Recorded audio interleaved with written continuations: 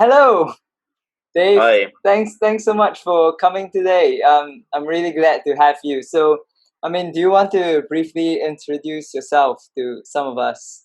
Yeah. Yeah, sure. So I'm Dave Rossiter. I'm a final year student with the University of Gloucestershire in the UK, Mm-hmm. and so I've submitted my final assignment I think a couple of weeks ago now, and I'm just waiting for results and grading. I've had a job offer, so it's all sort of my Yeah. student journey is really wrapping up at the moment.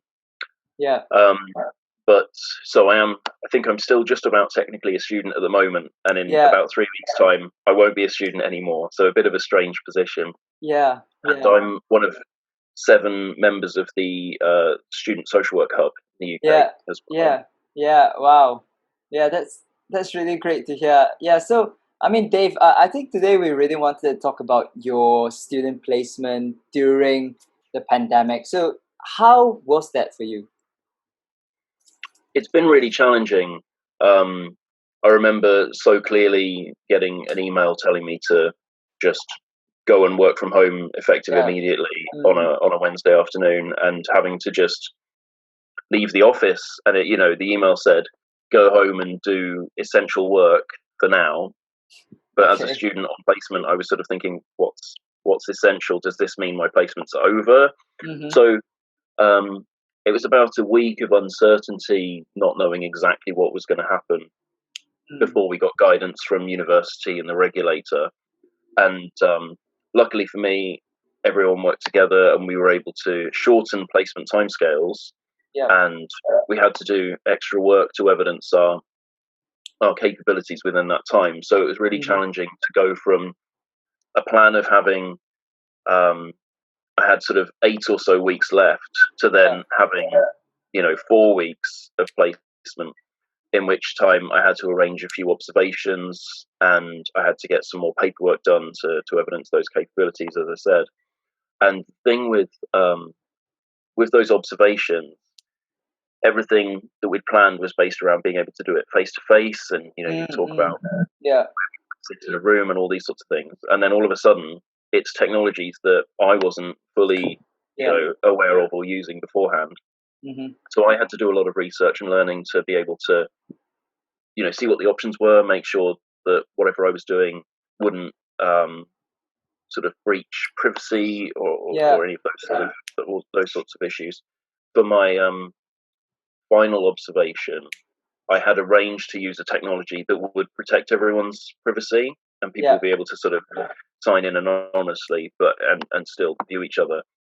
But Mm-hmm. unfortunately, on the day, I spent about 20 minutes, the first 20 minutes of my observation, trying to support this foster carer to use this technology, Yeah. and it just wasn't working. So Mm-hmm. in the end, I sort of cut the conversation off, and then I had to have new conversations with my practice educator and with the foster carer saying, look, we Mm. can use a different technology, but what that means is that your phone numbers are then going to be shared. So I need to make sure you're okay with that and make sure, Mm. that phone numbers are removed afterwards and Yeah. all this sort of thing. And they were both really accommodating, but it was one of those moments where it was all feeling like this isn't going to happen and I'm not going to be able to do this observation and I have no time to do anything else. So Yeah. Yeah. it was a real struggle. And technology was something that, while it was sort of easier for us professionals to grasp and move on with, the Mm. families that I was working with did struggle quite a lot. So it meant that a lot more time was being spent working with them, trying to enable them to be parts of conversations that they would have more Yeah. easily been part of before. Yeah. Yeah. Yeah. Sure. So it sounds like the technological challenges and also the uncertainty around the sudden changes made it very, very difficult. Mm. It was very difficult. Yeah, Mm-mm. I think there were great advantages because my placement was in a looked after children's team, Yeah. and within a UK local authority, that Mm-hmm. means that you could be working with children within your sort of geographical area, but also you could Yeah. be working with children outside of that area. And two of Mm. the families that I was heavily involved with were sort of between an hour and an hour and a half away from the office. Mm-hmm. So if I was going to go out and visit them, then whatever the visit time was, plus basically, at least 2 hours either side was going to be taken up with traveling. So being able to do things remotely and just, have phone conversations or WhatsApp video calls meant that rather than spending half my day in the car, I was able to sort of squeeze more in. But Yeah. it's a bit surreal, just sort of, you know, sitting on your bed at home or on the sofa and sort of Mm. peering into their lives through a screen. And it's Yeah. and I've seen conversations on Twitter around how that feels for people in sort of therapeutic counselling, Yeah. that actually their homes are a really private place, and something they don't necessarily want um, to share, or to it's a different context. And I was Mm. really mindful of that from a social work perspective, that Yeah. Yeah. this not only was I reaching into their homes in a way that I hadn't before, but they were also reaching into mine. And when I got interrupted by my children or just noises, someone at the door, there's all sorts of things that really you have to sort of learn to roll with. I mean, one of the strangest ones was when I was halfway through a video call with a child doing some life story work, and Mm-hmm. Alexa started talking to me, even though I hadn't said Alexa. And Yeah. so I have to sort of try and explain to this child of why there's this robotic voice in the background suddenly, and work Yeah. out a way of Okay. making her quiet. Mm-hmm. And that's just something that I just never ever thought I'd be dealing with in a Yeah. social work context. So Yeah. yeah. Sure. So, I mean, what do you think is one lesson that you've taken away from this whole experience? I think for me, I found that moving to online ways of working Mm-hmm. was a challenge. I'm gonna probably pick two things if I Yep. can be Yep. cheeky, Yeah. because I think moving online was a sort of default, and I think that there is this big assumption that because we can pick it up and go with it, that everyone can, and that just isn't true. So I think it is quite oppressive and unfair on some families to suddenly be thrust into this new uncomfortable world. Yeah. Um, and I think sometimes meeting your social worker can be quite sort of stressful or anxiety provoking enough, without then this extra layer of having to think about, do I have credit on my phone, to make Mm-hmm. this video call, and these sorts of things. Yeah. So I think that was an underlying issue of the way that we've responded to this. Mm-hmm. And the thing that I learned in terms of my practice was that I felt, from moving from face to face work to remote work, I felt like I lost all of my ability to be creative, Mm-hmm. because when I was doing life story work, it was with a sibling group. Yeah. And so when I was sat opposite the table from them, I could see what they were writing, and we could talk about, the different ways of drawing things or ways that they wanted to represent them. Mm. But doing it across the phone just felt really disconnected. Yeah. But um, I think it was definitely more my issue than theirs, and they felt really comfortable as sort of teenagers who are perhaps more rooted in these technologies. Mm. And I think that it highlighted my discomfort with doing things that way. And actually, it shouldn't have stopped my creativity. I just needed Yeah. to Yeah. find a way of working around that. So Yeah. it's something I've done a lot of reflection on since then. Mm-hmm. And as I'm now finishing my studies and I've got a job offer, it's something that I'm definitely going to take forwards into work, because I'm going to probably start work, with the same sort of arrangements. I might have to do some video calls, and that might Yeah. be the first contact I have with people as well. So Mm. I'm I'm sort of really thinking about how I can still be creative and interactive, and as dynamic as possible, rather than Yeah. just feeling like a face on a screen, and almost like a social work robot on the other end of the phone. So yeah, Mm. that's Mm. probably my biggest learning point. Yeah.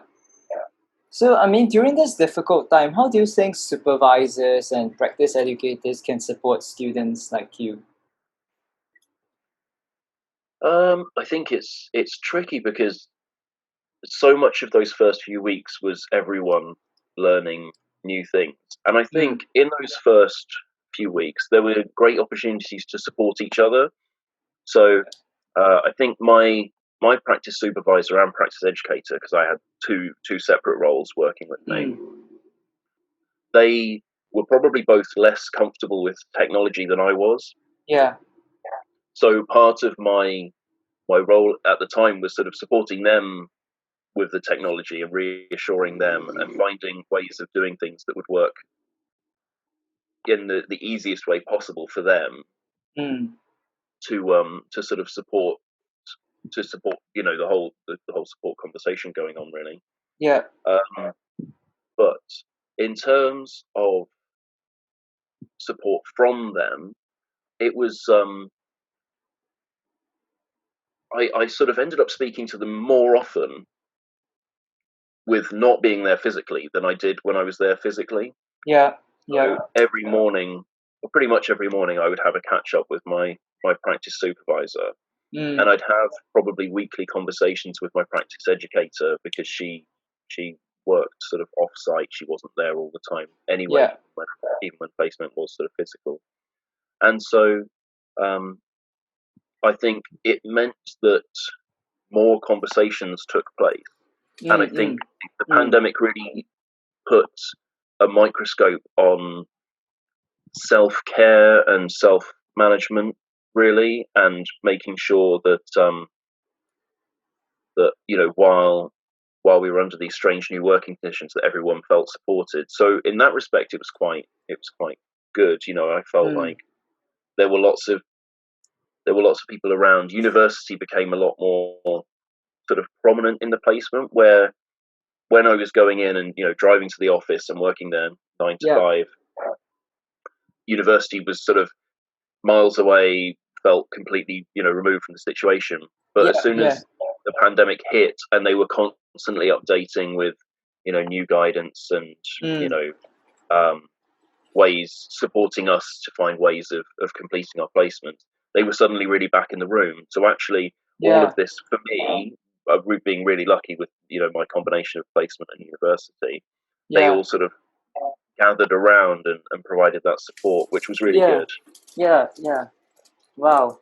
So so it feels like the university support and the support from your supervisors really did help you, especially in terms of having those regular check-ins and updates from them. And you feel that was very helpful.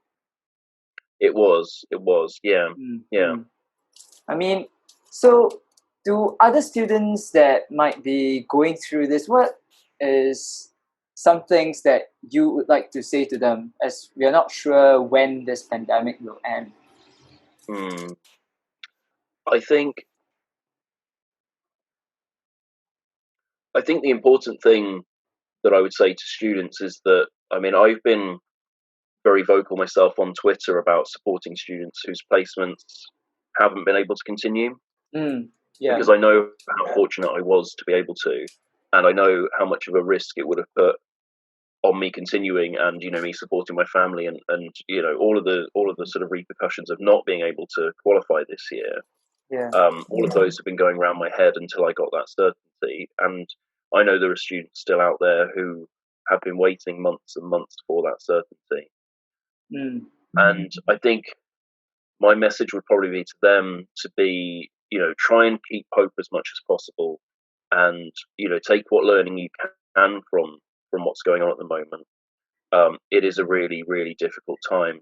Mm. I had a conversation with the regulator in England, Social Work England, Yeah. just the other day, to raise, exactly these sorts of issues. And as a regulator, they are aware and they're doing what they can to work with universities. Um, and the challenges that people face as students are really local challenges. So it's a difficult thing to sort of have a blanket statement that sort of fixes all of these problems. But I would just want students out there to keep hope, really, Mm-hmm. and to keep feeling like they can do this and they will be able to reach the end, and that Yeah. the support is there somewhere trying to move things forward for them. So I Mm. think, yeah, don't lose hope at this time, Yeah. because especially everyone who's got this far, you know we all deserve to be out there, doing our best to support people. So Yeah, yeah. sure. So asking students to keep that sense of hope within them that actually support is there and things are being done to improve the situation for them. I mean, as we prepare to end this interview, is there anything else you wanted to add that I haven't asked? Um, I can't think of anything else at the moment. I mean, I just, I appreciate how lucky I am to have been able to finish and to be, in the position of having a job offer and being able to move forward, and that I will, just because I've got that, I'm still keeping up the fight for other students to make sure that everyone can qualify and try and move forward. Yeah. And I think to everyone who's been able to finish placement, for myself, we did an awful lot of work to finish placement within 70 days rather than 100. And Yeah. just it, when I was first sort of working through it and coming up to that 70th day, I really felt like I'd cheated. I felt like I'd somehow, in this weird sort of lottery of pandemic, I'd been really lucky to be able to finish early. Yeah. But actually, the work that I put in, and that I know other students in my immediate student cohort, other students from Gloucestershire, we all pulled out all the stops we could to make sure that we could pass in that time, and Yeah. it meant doing a lot of extra work. And I think I would just want everyone who's managed to move forward this year, whether it's finishing first year, whether it's finishing your final year and qualifying, Yeah. whether it's getting halfway through a placement but not being able to finish.